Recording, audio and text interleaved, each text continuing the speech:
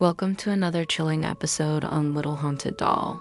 Today, we're delving into one of the most terrifying and well-known paranormal cases from the late 1980s, the Tallman House Haunting. This case, set in the quiet town of Horicon, Wisconsin, left a lasting impact on anyone who dared to hear its story. It all began when Alan and Debbie Tallman moved into their new home on April 13th, 1986. With their 3 children, 2 daughters, and 1 son. After moving in, the children, who had always been healthy, started getting sick frequently. The family couldn't figure out why this was happening. Things took a darker turn in February 1987 when they brought home a set of bunk beds from a local thrift shop. From May 1987 to January 1988, the Tallman family was subjected to a series of horrifying events that turned their peaceful home into a living nightmare. What began as a normal life in their loving, dream suburban home quickly spiraled into something sinister after they brought the bunk beds into their home. Their children, once healthy and vibrant, suddenly began falling ill without any apparent cause. The strange occurrences started when their son experienced something truly bizarre. One night, the Tallman's son witnessed his clock radio seemingly take on a life of its own. He had asked his father to turn on the radio to help him fall asleep. Now, if you remember the 80s, this wasn't a digital radio. It had an old-school spin dial. After Alan left the room, something strange happened. The radio began switching channels randomly as if controlled by an unseen force. The young boy witnessed the dial turning on its own.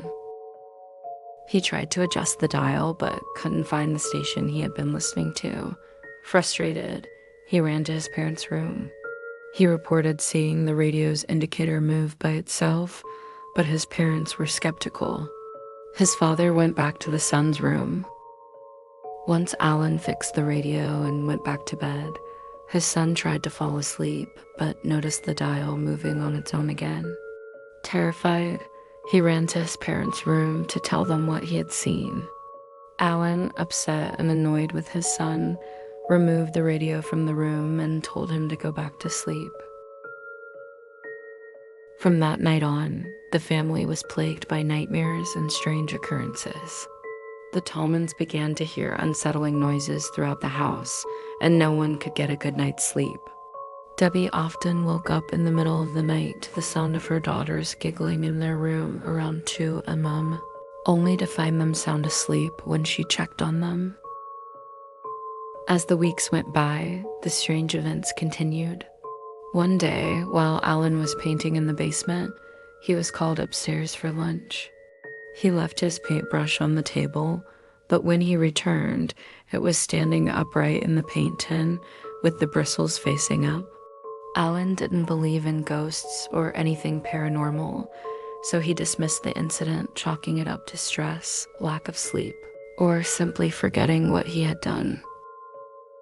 One night, things escalated drastically. Debbie and Alan were jolted awake by one of their daughters screaming from the bunk beds.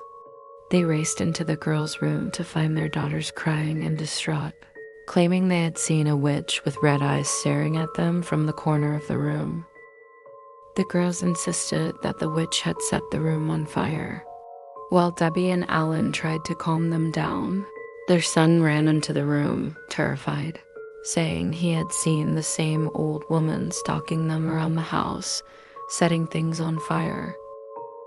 By now, Debbie was convinced that something was very wrong with the house. She no longer felt safe and was extremely uneasy. But whenever she voiced her concerns to Alan, he brushed them off, refusing to believe that their home was haunted. As days passed, the strange activity only intensified. Doors would open and slam shut on their own, even when the family was all seated at the dinner table. Debbie would sometimes hear her name being called or someone whispering for her to come here. She told Alan about these experiences, but he continued to dismiss them. One night, their son woke up screaming again. This time, He saw a black, smoky cloud hovering near his bedroom door, whispering that it was going to kill his family. As Christmas approached, the boy asked his parents if he could sleep in the lounge room next to the Christmas tree, hoping it would help him get some rest. But a few hours later, he woke up screaming once more, claiming to see an old woman threatening to burn the house down and kill them all. Desperate and terrified, he begged his parents to leave the house and never come back. At this point, Alan had reached his breaking point.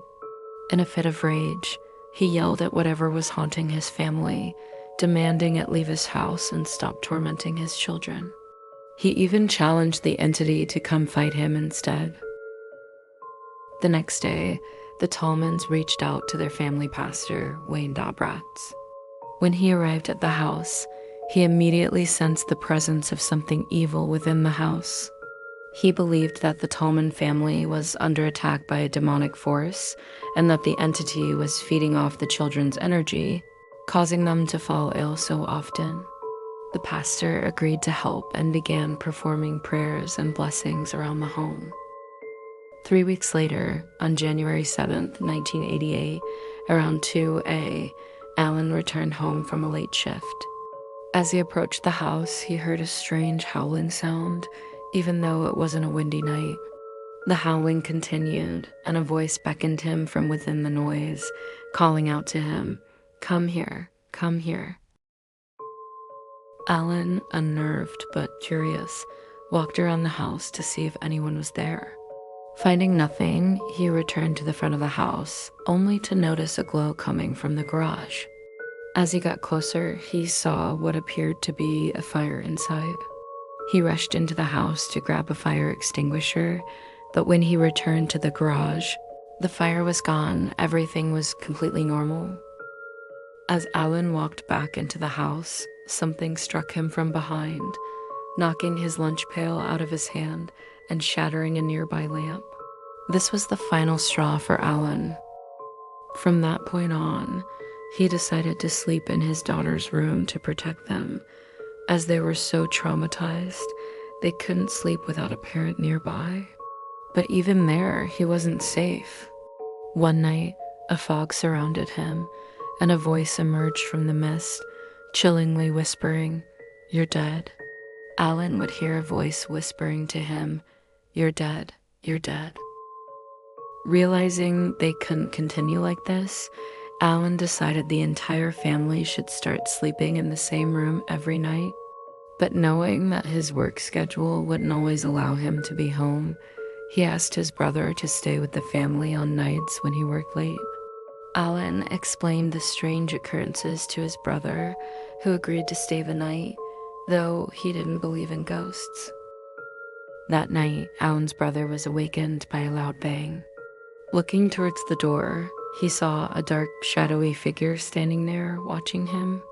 Terrified, he screamed, grabbed the girls, and shouted for Debbie to get out of the house. Debbie quickly gathered the children and some essentials, and they left the house immediately. They never returned. 2 weeks later, the Tallmans had the bunk beds destroyed, believing they were the source of the haunting. They hoped that by destroying the beds, they could prevent another family from experiencing the same horrors. After moving into a new home, the paranormal activity ceased entirely for the Tallman family. Interestingly, in April 1988, a new family moved into the Tallmans' former home and reported no strange occurrences. Despite its terrifying nature, the Tallman house had no prior history of hauntings. The story of the Tallman family was first shared on the Halloween episode of Unsolved Mysteries in 1988, forever cementing its place as one of the most frightening paranormal cases ever documented. The Tallmans, despite the unwanted attention and ghost hysteria that followed, never sought to profit from their ordeal. They declined lucrative offers from tabloids, sharing their story only under strict conditions, protecting their identities, and ensuring that their children's experiences were portrayed by actors. This haunting tale was later detailed in the book Haunted America, where the activity was linked to the property's location, possibly near former Native American burial grounds. To this day, the Tallman House Haunting remains a chilling reminder that sometimes the most ordinary places can hide the most extraordinary and terrifying secrets.